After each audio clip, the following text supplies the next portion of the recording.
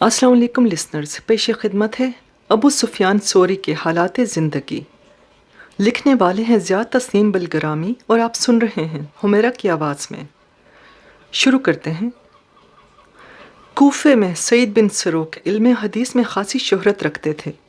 ان کی بیوی بھی زہد و تقوی میں اپنا جواب نہ رکھتی تھیں۔ 96 ہجری میں ان کے ہاں ایک بچہ پیدا ہوا۔ دونوں نے اس بچے کا نام سفیان رکھا۔ سفیان کی تعلیم و تربیت پر خاص توجہ دی گئی۔ باپ کا سایہ سر سے اٹھ گیا تو ماں نے بڑی حوصلہ مندی دکھائی۔ معیشت کا مسئلہ چرخہ کاٹ کاٹ کر حل کر لیا۔ سفیان کو یہ دیکھ کر بڑی کوفت ہوتی کہ ماں تو شب و روز کام کرتی رہیں اور سفیان ہر طرف سے بے نیاز ہو کر حصول علم میں لگے رہیں۔ ان کا جی چاہتا کہ وہ بھی کام کریں۔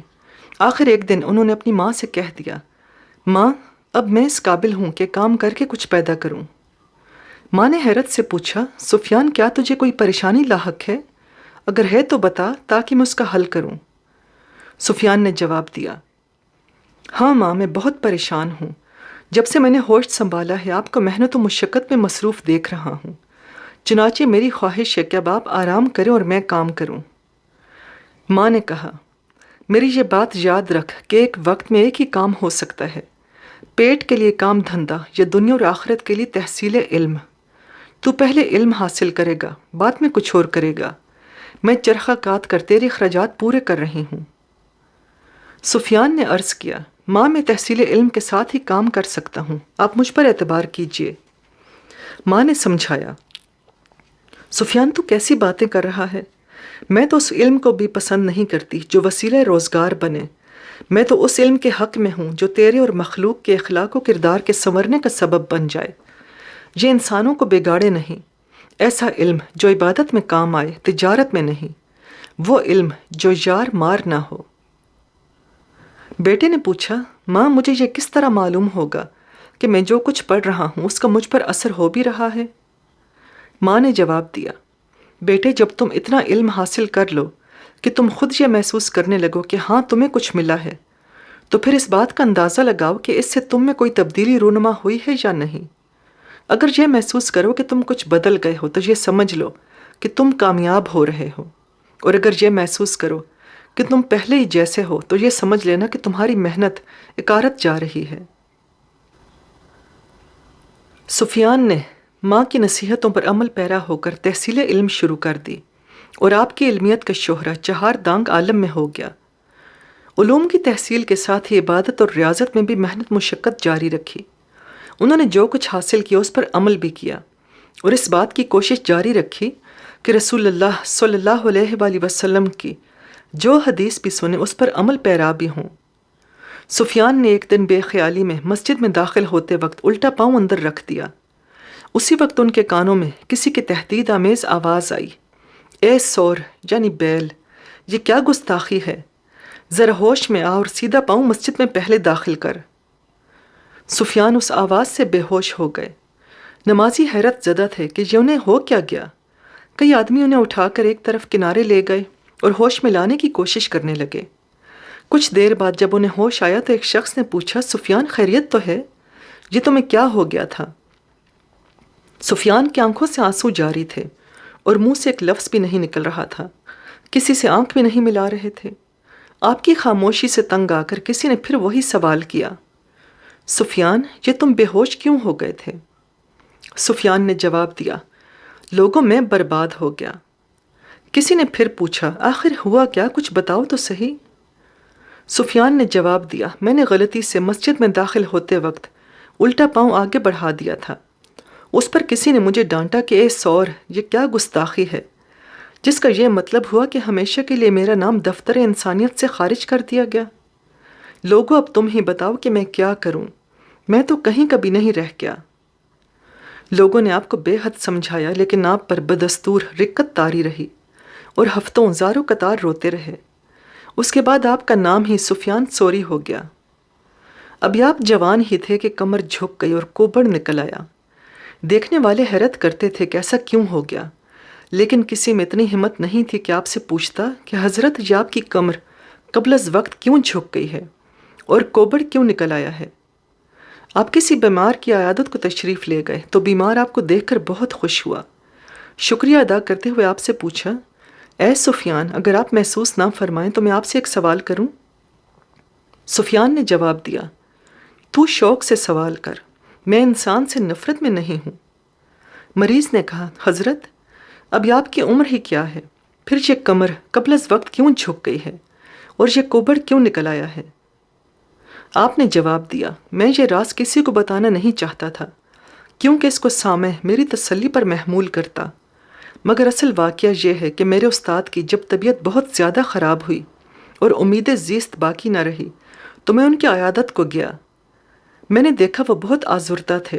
میں نے ان سے آزردگی کا سبب پوچھا تو انہوں نے جواب دیا، سفیان، میں نے 50 سال تک بے لوث اور بے ریا خدا کی عبادت کی، لیکن ابھی کچھ دیر پہلے مجھے یہ بتایا گیا ہے کہ تو ہماری بارگاہ کے قابل نہیں ہے۔ مریض آپ کی باتیں بڑی توجہ سے سن رہا تھا۔ آپ نے ذرا سا سکوت اختیار فرمایا، پھر کہا، اسی طرح میرے 3 استاد جو حد درجہ عابد و زاہد تھے اپنی آخری عمر میں یہودی، نصرانی اور آتش پرست ہو گئے۔ مجھ پر ان واقعات نے اتنا شدید اثر کیا کہ مارے دکھ کے میں کبڑا ہو گیا اور میری کمر جھک گئی۔ اب میں ہر وقت سلامتی ایمان کی دعا مانگتا رہتا ہوں۔ آپ علم حدیث میں یگانہ روزگار تھے۔ لوگ دور دور سے آپ کے پاس آتے اور آپ سے احادیث سن کر اپنی اپنی پیاس بجھاتے۔ آپ کسی سے نہ تو اس کا معاوضہ لیتے اور نہ ہی کسی قسم کا تحفہ قبول فرماتے۔ آپ کے ارادت مندوں میں سے ایک شخص نے آپ کی خدمت میں ایک تحفہ پیش کیا اور بڑی عاجزی سے کہا، امید ہے کہ آپ اسے قبول فرما کر میرا دل رکھ لیں گے۔ اگر اسے قبول نہ کیا گیا تو میرا دل ٹوٹ جائے گا۔ آپ نے جواب دیا، افسوس کہ میں اسے قبول نہیں کر سکتا۔ اس شخص نے کہا، حضرت آپ نے تو مجھے کبھی کوئی نصیحت تک نہیں کی جو یہ سمجھ لیا جائے کہ میں اس کا معاوضہ ادا کر رہا ہوں، پھر اس تحفے کو قبول نہ کرنے کا کیا سبب ہو سکتا ہے؟ آپ نے جواب دیا، اے شخص، یہ درست ہے کہ میں نے تجھے کبھی کوئی نصیحت نہیں کی، لیکن تیرے دوسرے مسلمان بھائیوں کو تو راستہ دکھاتا رہا ہوں۔ اگر میں تیرا تحفہ قبول کر لوں تو ہو سکتا ہے میرے دل میں تیری رغبت پیدا ہو جائے، اور اسی کا نام دنیا ہے، لہٰذا میں خدا کے سوا کسی اور طرف راغب نہیں ہونا چاہتا۔ آپ نے اس کا تحفہ واپس کر دیا۔ آپ اپنے گھر میں سر بسجود تھے کہ کسی نے دروازے پر دستک دی۔ عبادت سے فارغ ہونے کے بعد آپ دروازے پر گئے اور دستک دینے والے سے پوچھا، اے شخص، خیریت تو ہے؟ تو پریشان کیوں ہے؟ اس شخص نے جواب دیا، حضرت آپ کے پڑوسی کا انتقال ہو چکا ہے، آپ کو اس کے جنازے میں شرکت فرمانی ہے۔ آپ اسی وقت اس شخص کے ساتھ ہو لیے۔ جنازے میں کافی لوگ تھے۔ جب جنازہ اٹھا تو آپ نے محسوس کیا مرحوم کی بڑی تعریفیں ہو رہی ہیں۔ آپ اپنے پڑوسی سے اچھی طرح واقف تھے۔ مرحوم کا ذکر خیر کرنے کا یہ مطلب تھا کہ وہ بہت اچھا آدمی تھا، حالانکہ وہ بہت برا آدمی تھا اور اس کی بد اخلاقی سے کوئی شخص بھی محفوظ نہیں رہا تھا۔ آپ نے ذکر خیر کرنے والوں سے پوچھا، حضرات، کیا آپ اس شخص کو بہت قریب سے جانتے تھے؟ ایک شخص نے جواب دیا، ہاں، میں مرحوم کو بہت قریب سے جانتا تھا۔ آپ نے درست لہجے میں فرمایا، تو جھوٹا ہے، غلط بیانی کا مرتکب ہو رہا ہے۔ ان صاحب میں سے کسی نے کہا، حضرت، مرنے کے بعد تو تعریف کرنی ہی پڑتی ہے۔ آپ نے پوچھا، منافقت کی بابت تیری کیا رائے ہے؟ صاحب خانہ نے جواب دیا، منافقت بہت ہی بری شے ہے۔ آپ نے فرمایا، جب منافقت بہت بری چیز ہے تو تم لوگ اس کے مرتکب کیوں ہو رہے ہو؟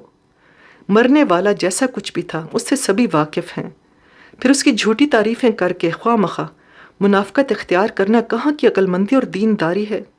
اگر بولنا ہی ہے تو سچ بولو، اور اگر مرحوم کے عیب چھپانا ہے تو خاموش رہو، آخر میں بھی تو خاموش ہوں۔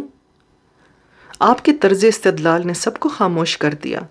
وہ ایک دوسرے کا منہ دیکھنے لگے۔ آپ نے فرمایا، افسوس کہ اگر مجھے ان باتوں کا علم پہلے سے ہو جاتا تو میں یہاں نہ آتا، کیونکہ میں ان جیسا نہیں بن سکتا۔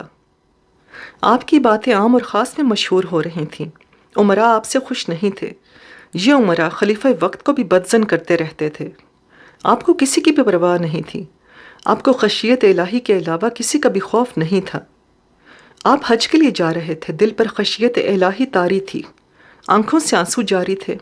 ہم سفر ان کی گریہ و زاری سے حیران تھے۔ جو ان سے واقف نہیں تھے وہ انہیں گنہگار سمجھے۔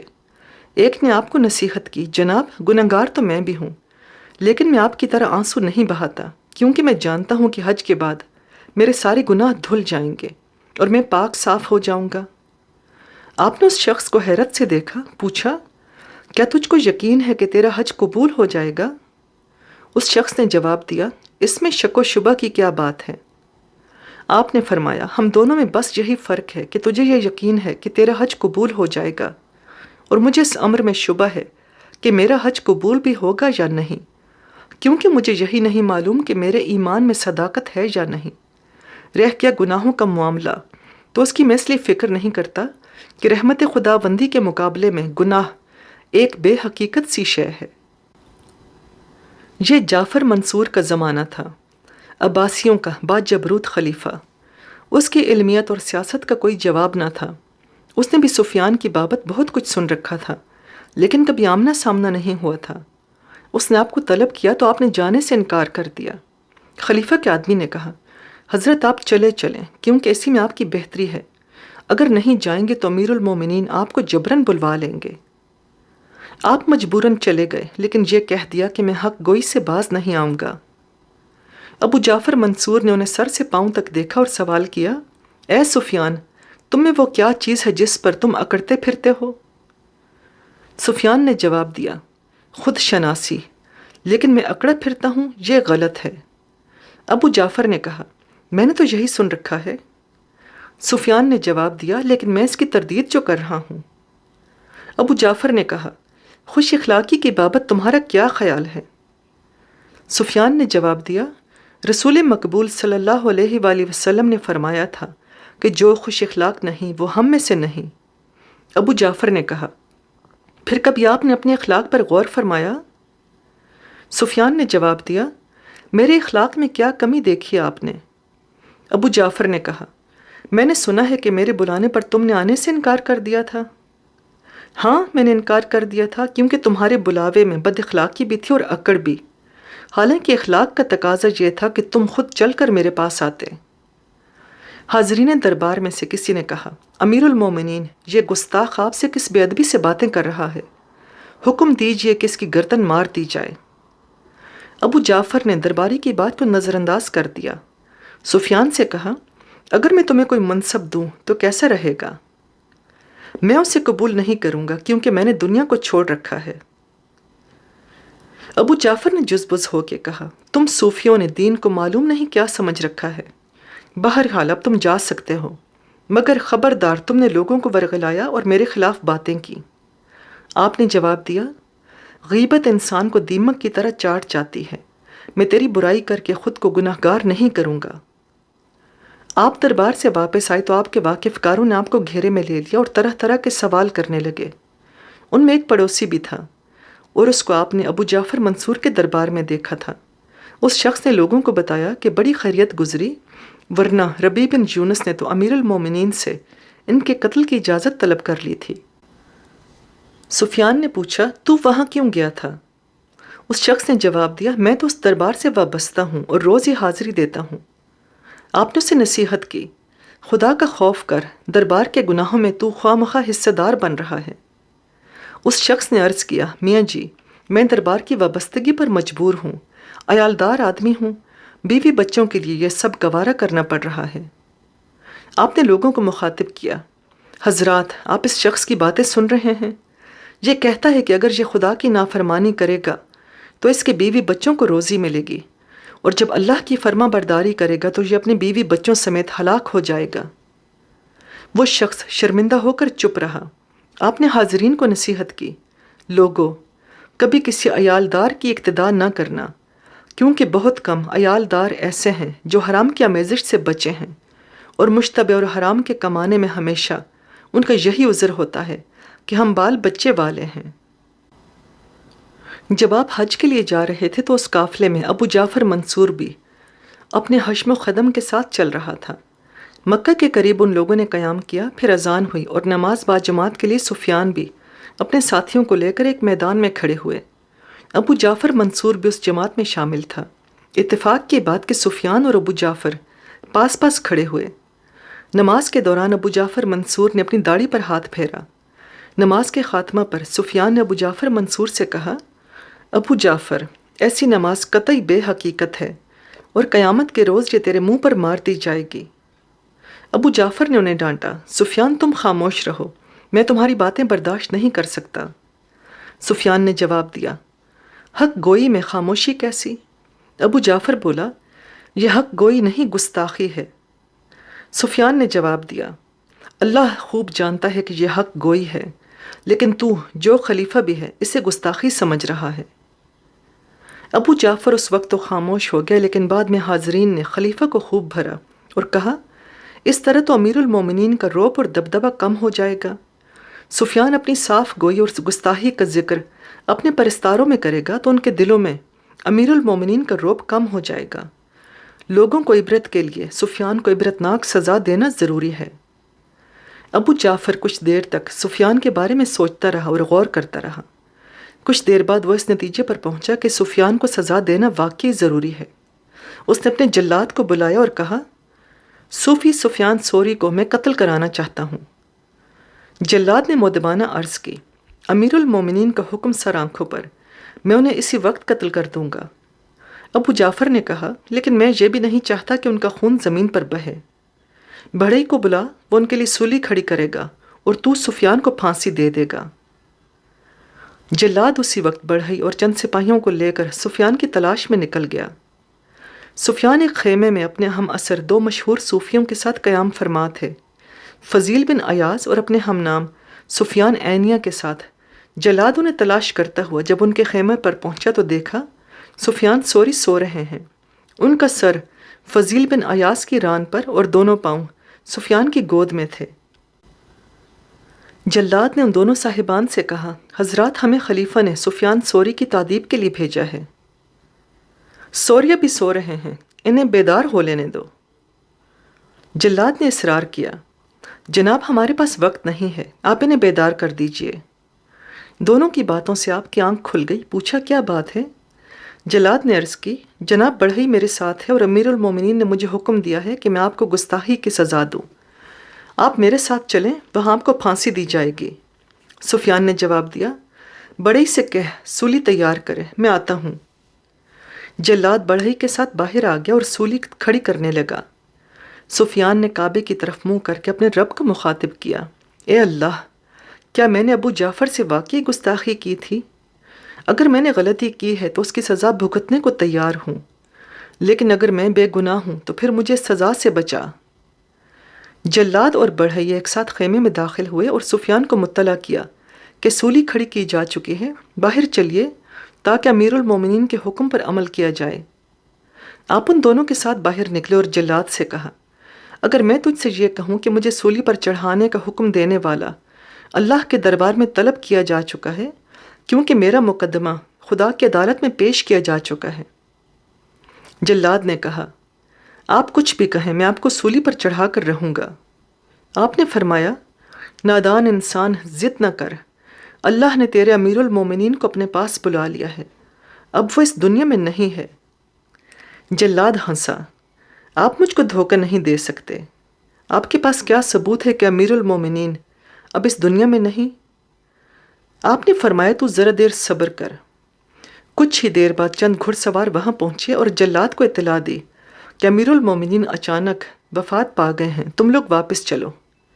جلاد، بڑھئی اور سپاہی سفیان ثوری کے قدموں میں گر گئے، روتے ہوئے معافی مانگی، حضرت ہم لوگ حکم کے پابند، جیسا حکم ملا تھا اس کی تعمیل کرنے آ گئے تھے، اب ہمیں معاف فرما دے۔ سفیان ثوری نے انہیں معاف فرما دیا۔ خلیفہ ابو جعفر منصور کا انتقال ہو چکا اور اس کی جگہ اس کے بیٹے مہدی نے بار خلافت سنبھالا۔ سفیان کے ساتھ جو کچھ پیش آیا تھا اس کا بڑا چرچا ہوا، چنانچہ حج کے بعد جب آپ بغداد واپس پہنچے تو روپوشی اختیار کر لی، کیونکہ انہیں یہ خبر مل چکی تھی کہ مہدی کو سفیان کی تلاش ہے۔ لوگوں نے پوچھا، آپ مہدی سے چھپتے کیوں پھر رہے ہیں؟ آپ نے جواب دیا، صرف اس لیے کہ وہ میرے سپرد کچھ خدمات نہ کر دے اور میں انہیں انجام نہ دے سکوں۔ انہی میں سے ایک شخص ایسا بھی تھا جو مہدی کے دربار میں آیا جایا کرتا تھا۔ آپ اس سے مہدی کا حال پوچھا کرتے، وہ آپ کو ساری تفصیل سناتا رہتا۔ ایک دن آپ نے اس سے پوچھا، کیا تجھے مہدی کی صحبت میں کراہیت میں ہی محسوس ہوتی؟ اس شخص نے جواب دیا، نہیں، میں نے کبھی کراہت محسوس نہیں کی۔ آپ نے فرمایا لیکن میری بات یاد رکھ کہ مہدی کے بدعمالیوں میں تم سب کو شریک اور شامل سمجھا جائے گا۔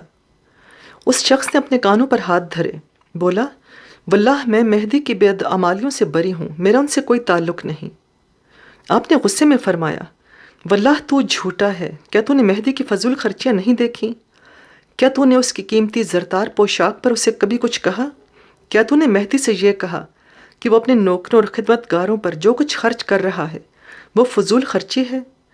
کیا تو نے مہدی سے یہ کہا کہ جو کچھ وہ کر رہا ہے ناجائز ہے اور بیت المال مسلمانوں کا ہے اور اس میں سے جو کچھ خرچ کیا جا رہا ہے وہ خیانت ہے؟ اس شخص نے کہا بھلا یہ باتیں امیر المومنین سے کون کہہ سکتا ہے؟ آپ نے فرمایا ہر وہ شخص کہہ سکتا ہے جو دولت ایمان سے مالا مال ہو۔ اس شخص نے چڑ کر کہا حضرت پھر آپ ہی زحمت کریں اور خلیفہ سے یہ ساری باتیں کہہ ڈالیں، یوں بھی امیر المومنین کو آپ کی بڑی تلاش ہے۔ یہ کہہ کر وہ شخص چلا گیا۔ آپ نے کہا اس شخص کے تیور بتا رہے ہیں کہ یہ میرا پتہ مہدی کو ضرور بتا دے گا اور کچھ دیر میں اس کے آدمی میری تلاش میں یہاں تک آ جائیں گے۔ آپ کی بات حرف بحرف صحیح ثابت ہوئی۔ لوگوں نے مشورہ دیا آپ کہیں روپوش ہو جائیں۔ آپ نے فرمایا یہ وقت اظہار کلمہ الحق کا ہے، میں چھپ کر خود کو گناہگار نہیں کروں گا۔ کچھ دیر بعد خلیفہ کے سوار اور پیادے سفیان کو تلاش کرتے ہوئے ان کے پاس پہنچ گئے۔ آپ ان کے ساتھ مہدی کے دربار میں گئے، وہاں وہ شخص بھی موجود تھا، وہ آپ کو دیکھ کر مسکرایا۔ آپ نے دربار مہدی کے آداب کو بالائے طاق رکھا اور السلام علیکم کہہ کر مہدی کے سامنے جا کھڑے ہوئے۔ مہدی نے وعلیکم السلام کہا۔ اس کے پیچھے وزیر برہنہ تلوار لیے کھڑا تھا۔ اس نے آہستہ سے کہا امیر المومنین حکم دیجئے کہ میں اس گستاخ کی گردن اڑا دوں۔ مہدی نے کہا نہیں، میں نے انہیں اس لیے نہیں بلایا، ابھی تو میں ان سے چند ضروری باتیں کروں گا۔ پھر مہدی نے سفیان سے پوچھا شیخ، لوگ کہتے ہیں کہ میرے والد ابو جعفر کا انتقال آپ کی بددعا سے ہوا، یہ بات کہاں تک سچ ہے؟ آپ نے جواب دیا یہ بات غلط ہے، کیونکہ میں نے اس کو کبھی بھی بددعا نہیں دی، وہ اللہ کی پکڑ کا شکار ہو گیا اور پھر اللہ کے ہاں کسی کا زور نہیں چلتا۔ مہدی نے پوچھا پھر آپ چھپتے کیوں پھر رہے تھے؟ آپ نے جواب دیا صرف اس لیے کہ میں دنیا دار نہیں ہوں اور دنیا دار مجھ سے ازراہ حسد ناخوش ہیں اور یہ چاہتے ہیں کہ مجھے ذلیل و خوار کریں۔ ان حالات میں اگر وہ تیرے ذریعے مجھے ذلیل و خوار کرنے میں کامیاب ہو جاتے تو تیرے نامہ اعمال میں کچھ گناہوں کا خوامخواہ اضافہ ہو جاتا۔ مہدی نے کہا اے سفیان ایک بات اور، تم مجھ سے ادھر ادھر چھپتے پھرے لیکن اب تم میرے سامنے اور میرے قبضہ و اختیار میں ہو، بتاؤ اب تم مجھ سے کس طرح بچ سکو گے؟ اب موقع ہے کہ میں تم سے تمہاری گستاخیوں کا انتقام لوں۔ تم میرے دربار میں جس طرح اکڑے ہوئے کھڑے ہو، تمہیں جلال شاہی کی کچھ بھی پرواہ نہیں۔ سفیان ثوری نے جواب دیا یہ درست ہے کہ تجھے یہ اختیار حاصل ہے کہ چاہے تو مجھے قتل کر دے یا چاہے تو مجھے چھوڑ دے، مگر یہ بھی یاد رکھ کہ ایک دوسرا حاکم بھی ہے جو تجھ سے ہی نہیں سب سے بڑا ہے، وہ زبردست قدرت والا عزیز اور منتقم ہے اور وہ حق و باطل میں بخوبی فیصلہ کر سکتا ہے۔ وزیر نے آپ کا جواب سنا تو فرط غضب سے کانپنے لگا اور بولا امیر المومنین بے ادبی اور گستاخی کی حد ہو گئی، آخر تعامل کیوں؟ اس گستاخ اور بے ادب کے قتل کا حکم کیوں نہیں صادر فرماتے؟ میری شمشیر اس کی گردن اتارنے کے لیے بےتاب ہے۔ مہدی نے اپنے وزیر کی طرف دیکھا تم خاموش رہو اور میرے اور سفیان کے معاملے میں دخل مت دو، اگر میں ایسے انسانوں سے بدسلوکی کروں گا تو شقی القلب اور ظالم کہلاؤں گا۔ اس کے بعد مہدی نے اپنے حاجب سے ایک حکم نامہ لکھوایا۔ اس حکم کی روح سے سفیان ثوری کو کوفہ کا قاضی مقرر کیا گیا تھا اور کوفے والوں کو حکم دیا گیا تھا کہ وہ سفیان ثوری کے حکم کی بے چون و چراں تعمیل کریں۔ مہدی نے اس حکم نامے پر دستخط کیے اور مہر خلافت ثبت کر کے سفیان کے حوالے کیا اور کہا اے سفیان، میری نظر میں تم اس منصب کے حقدار ہو، اس لیے تم کو یہ منصب دے کر میں تم پر کوئی احسان نہیں کر رہا۔ سفیان ثوری حکم نامہ لے کر باہر نکلے، اسے پڑھا اور رونے لگے۔ بآواز بلند یہ حدیث پڑھی جو شخص لوگوں پر حاکم بنایا گیا وہ چھری کے بغیر ذبح کر دیا گیا۔ آپ نے اس حکم نامے کو پھاڑ کر دریائے دجلہ میں پھینکتے ہوئے کہا خلیفہ مجھے قاضی بنا کر امامت کا بوجھ میرے کاندھوں پر ڈالنا چاہتا ہے اور مجھے عیوب اور جرائم کے جال میں پھنسانا چاہتا ہے۔ اس کے بعد آپ روپوش ہو گئے۔ مہدی نے انہیں بہت تلاش کرایا۔ جب یہ نہیں ملے تو ان کی جگہ کسی اور کو قاضی کوفہ مقرر کر دیا۔ کسی نے سفیان کو سمجھایا، حضرت اگر آپ دربار سے راہ و رسم رکھیں تو اس سے مخلوق کو بڑا فائدہ پہنچے گا۔ آپ ان کو ظلم کرنے سے باز رکھیں گے، نصیحتیں کریں گے اور ممنوعات سے روکیں گے۔ آپ نے فرمایا، خوب، گویا میں دریا میں کود کر اپنے آپ کو بھیگنے سے محفوظ رکھوں گا۔ میں جانتا ہوں کہ دربار میں میری بڑی آؤ بھگت ہوگی اور میں ان کی طرف جھک جاؤں گا، اس طرح میں بھی انہی میں شامل ہو جاؤں گا۔ ایک شخص نے آپ کے سامنے اپنی مصیبتوں کا رونا شروع کیا۔ آپ اس پر ناراض ہوئے اور فرمایا، کیا تیری نظر میں مجھ سے زیادہ ذلیل اور کوئی نہیں تھا جو اللہ کا شکوہ میرے سامنے شروع کر دیا؟ یہ جو کچھ بھی ہے اللہ کی طرف سے ہے، اس پر صبر کر اور خدا کا شکر ادا کر جس نے تجھ کو اتنے مصائب دیے کہ تو انہیں برداشت کرنے کا اہل نکلا۔ آپ فرمایا کرتے تھے کہ علماء کی 3 قسمیں ہوتی ہیں۔ ایک وہ جو اللہ اور اللہ کے حکم کا عالم ہوتا ہے، جو اللہ سے ڈرتا ہے اور حدود کے اندر رہتا ہے۔ دوسرا وہ جو اللہ کا عالم تو ہوتا ہے مگر اس کے اوامر کا عالم نہیں ہوتا، یہ اللہ سے ڈرتا تو ہے مگر اس کے حدود سے تجاوز بھی کر جاتا ہے۔ تیسرا وہ جو اللہ کے احکام کا عالم تو ہوتا ہے مگر اللہ کا نہیں، یہ نہ تو اللہ سے ڈرتا ہے اور نہ ہی اس کے حدود کا خیال رکھتا ہے۔ کسی ارادت مند نے آپ کی خدمت میں اشرفیوں کی 2 تھیلیاں ارسال کی اور یہ پیغام بھیجا کہ چونکہ آپ میرے والد کے دوست ہیں اور وہ فوت ہو چکے ہیں، ان کی ہدایت کے بموجب ان کی پاکیزہ کمائی میں یہ تھیلیاں ارسال ہیں، آپ ان کو اپنے اخراجات میں لائیے۔ آپ نے دونوں تھیلیاں واپس کر دیں اور جواب میں کہلا دیا، صاحبزادے، آپ کے والد سے میرے تعلقات صرف دین کے لیے تھے، دنیا کے لیے نہیں، اس لیے تھیلیاں واپس ہیں۔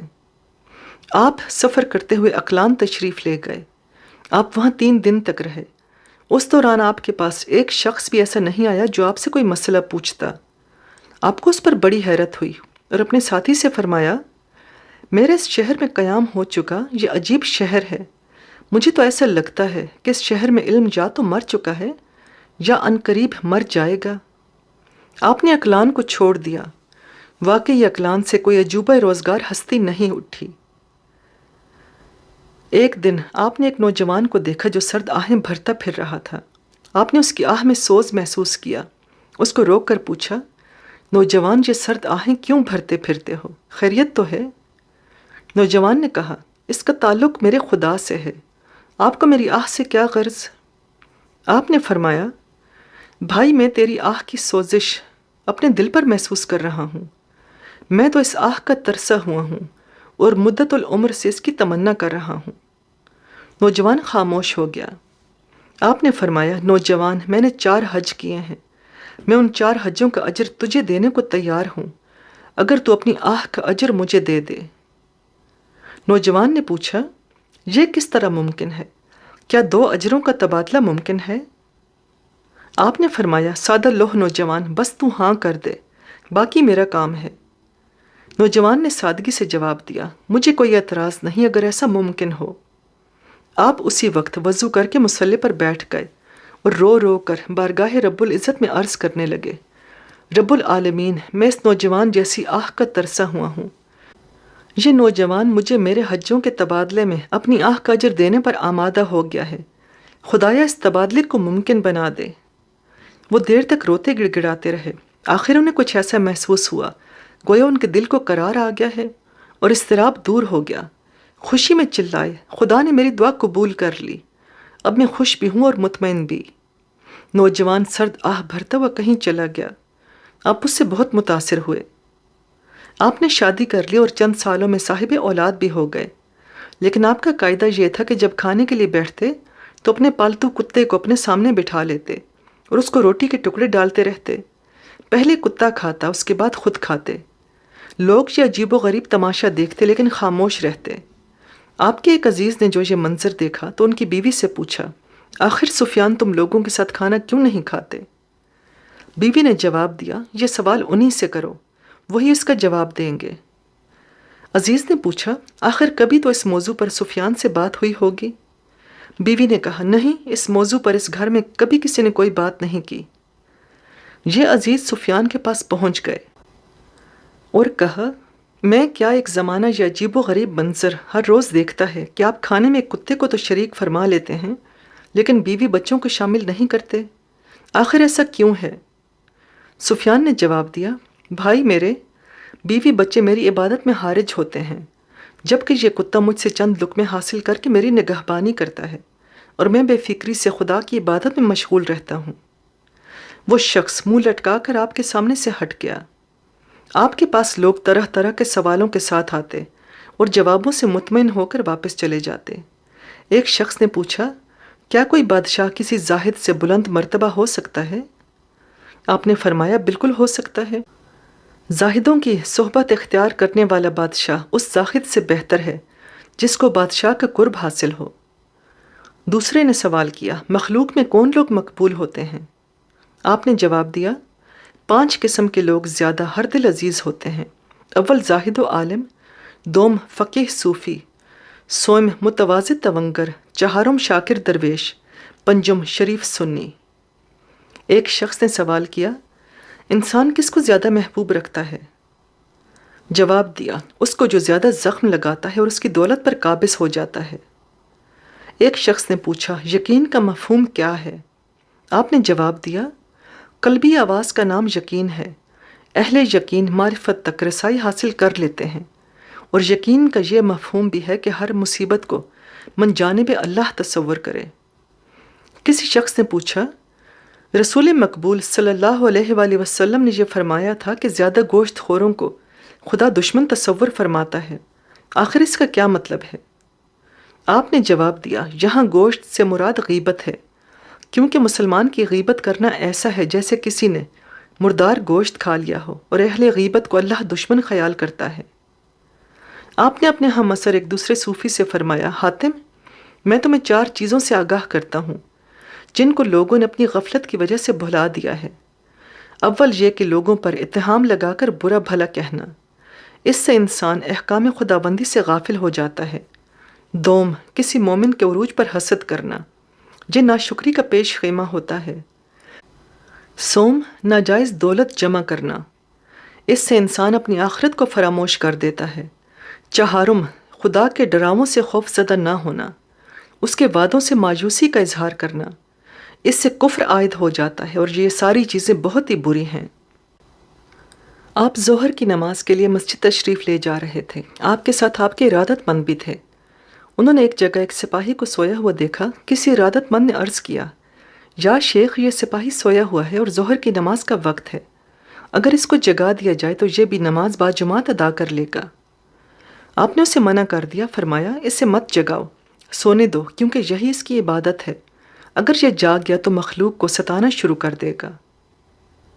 آپ نے اپنے ایک ارادت مند کو خط لکھا، بھائی جان دیکھو، اپنے آپ کو امیروں کے پاس جانے اور کسی چیز میں ان سے خلط ملط کرنے سے بچاؤ۔ تم سے کہا جائے گا کہ تم امیروں کی صحبت میں رہ کر کمزوروں کی صحیح سفارش کرو گے، کسی مظلوم کو بچا لو گے یا کسی ظلم کو موقوف کرا دو گے، مگر میں کہتا ہوں کہ یہ شیطان کے دھوکے ہیں۔ مولویوں نے اس فکرے کو امیروں سے نزدیک ہونے کی سیڑھی اور دنیا کو شکار کرنے کی وجہ بنایا ہے۔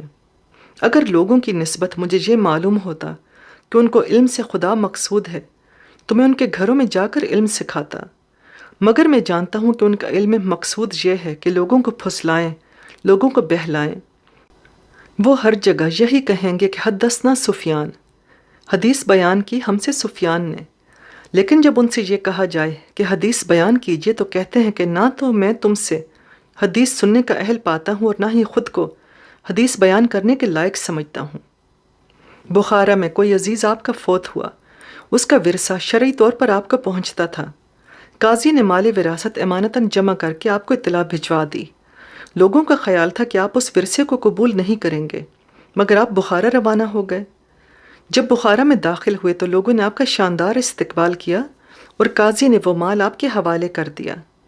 آپ نے اس مال کو بیچ کر اشرفیاں لے لی اور انہیں لے کر واپس چلے آئے۔ لوگوں نے اس پر اعتراض کیا کہ حضرت زندگی بھر مال و زر کی مخالفت اور مذمت کرتے چلے آئے ہیں اور اب اشرفیوں کے دل دادا ہو رہے ہیں۔ آپ نے جواب دیا، اس وقت میں اس کا جواب نہیں دوں گا، لیکن وقت آنے پر اس کا جواب دوں گا ضرور۔ لوگ خاموش ہو گئے اور وقت کا انتظار کرنے لگے۔ آپ بصرے کے بازار سے گزر رہے تھے کہ ایک دکان پر پرندے کو پنجرے میں بند دیکھا، جو آپ کو دیکھ کر زور زور سے بولنے لگا۔ آپ دکان پر گئے اور پرندے سے پوچھا، کیا بات ہے؟ وہ اور زور سے بولنے لگا۔ آپ نے دکاندار سے درخواست کی، بھائی یہ پرندہ فریاد کر رہا ہے، اس کو رہا کر دے۔ دکاندار نے جواب دیا، میں نے اس کو بڑے شوق سے پالا ہے، پھر رہا کیوں کر دوں؟ آپ نے فرمایا، مجھ سے اس کی قیمت لے لے اور اسے آزاد کر دے۔ کسی دوسرے دکاندار نے اس دکاندار سے پوچھا، کیا تو ان بزرگ کو جانتا ہے؟ دکاندار نے نفی میں گردن ہلائی، جواب دیا، نہیں، میں ان سے واقف نہیں ہوں۔ دوسرے دکاندار نے کہا، یہ سفیان ثوری ہیں، اس عہد کے نامور صوفی اور عالم حدیث۔ دکاندار مروب ہو گیا اور اس نے پرندے کو اسی وقت رہا کر دیا۔ پرندہ اڑ کر دکان کی منڈیر پر بیٹھ گیا اور سفیان کی طرف دیکھ کر آوازیں نکالنے لگا۔ آپ نے دکاندار سے پوچھا، اس پرندے کی قیمت بتا تاکہ میں ادا کر دوں۔ دکاندار نے عرض کیا، حضرت آپ مزید شرمندہ نہ کیجیے، جب تک میں آپ کو جانتا نہ تھا اس وقت یہ بات مجھے زیب دیتی تھی، لیکن اب ایسی بات سوچنا بھی میرے لیے گناہ ہے۔ دکاندار نے آپ سے پرندے کی قیمت نہیں لی۔ پرندہ کچھ دیر منڈیر پر بیٹھا رہا، اس کے بعد اڑ گیا۔ سفیان نے اس پرندے کو اس وقت پھر دیکھا جب آپ وضو کر رہے تھے۔ جب تک آپ وضو کرتے رہے وہ پرندہ دیوار پر بیٹھا انہیں دیکھتا رہا۔ اس کے بعد وہ ہر اس وقت حاضر ہو جاتا جب آپ وضو کر رہے ہوتے۔ جب کوئی آپ سے کہتا کہ حضرت میں سفر پر جا رہا ہوں تو آپ اس سے فرماتے کہ دیکھو، اگر کہیں موت مل جائے تو میرے لیے خرید لینا۔ آخری دنوں میں آپ کو پیچش کا عارضہ ہو گیا تھا۔ کسی نے حاکم بصرہ کو آپ کی بیماری سے مطلع کیا۔ حاکم بصرہ نے آپ کی تلاش شروع کر دی۔ آخر آپ کو حاکم بصرہ کے آدمیوں نے مویشیوں کے باڑے میں پایا۔ ان آدمیوں نے کہا، اے سفیان، آپ کو حاکم نے بلوایا ہے، وہ آپ کا علاج کرانا چاہتا ہے۔ آپ نے جواب دیا، میں زندگی بھر درباروں سرکاروں سے دور رہا ہوں، اب آخر وقت میں حاکم بصرہ کے پاس جا کر کیا کروں گا؟ اس وقت آپ کی یہ حالت تھی کہ پیچش کی مروڑ آپ کو بہت زیادہ کرب میں مبتلا کیے ہوئے تھی اور آپ بار بار بیت الخلاء جا رہے تھے۔ جب بیت الخلاء سے نکلتے وضو کرنے بیٹھ جاتے اور ذکر الہی میں مشغول ہو جاتے۔ لوگوں نے آپ سے کہا، حضرت آپ کی حالت بہت نازک ہے، اگر بار بار وضو نہ کریں تو یہ بہتر ہے۔ آپ نے جواب دیا، میں اس لیے بار بار وضو کرتا ہوں کہ کچھ پتہ نہیں کس وقت خدا کے حضور طلبی ہو جائے اور میں بغیر وضو کے وہاں پہنچ جاؤں۔ اس کے بعد آپ نے فرمایا، لوگوں، میں ہمیشہ موت کا خواہش مند رہتا تھا، مگر آج معلوم ہوا کہ موت کتنی کٹھن اور اذیت ناک چیز ہے۔ لاٹھی ٹیک کر دنیا بھر میں سفر کرنے سے دشوار چیز موت ہے۔ لوگوں نے کہا، حضرت آپ کو کس بات کی فکر؟ جنت مبارک ہو۔ آپ نے فرمایا، جنت کے مستحق تو اور ہی لوگ ہوں گے، میری وہاں تک رسائی کہاں؟ ایک صوفی عبداللہ بن مہدی اس وقت آپ کے پاس ہی تھے۔